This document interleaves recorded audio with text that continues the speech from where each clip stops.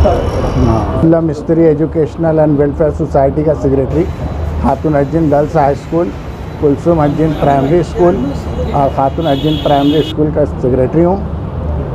और जो काम जमीयतुल उलमा हिंद ने इस वक्त किया है नीट के ताल्लुक़ से, उसके ताल्लुक़ से मुझे बहुत खुशी है कि ये काम इन लोगों ने कर लिया। जो ना होने वाला काम था अल्लाह ने इनसे करा लिया है और अल्लाह इनको बेहतरीन जज़ाए खैर दे और बच्चों को जो मुसीबत से बचाया है ये सबसे बड़ी बात है। और आइंदा भी हम चाहेंगे कि इसी किस्म के और भी काम जो अभी तक रुके हुए हैं तालीमी लाइन में, उसमें भी इनकी पेशकदमी रहे।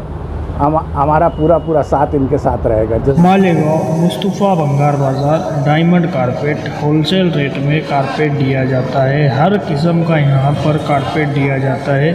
हमारा पता याद रखें, मालेगांव मुस्तफ़ा भंगार बाज़ार डायमंड कारपेट होलसेल रेट में दिया जाता है।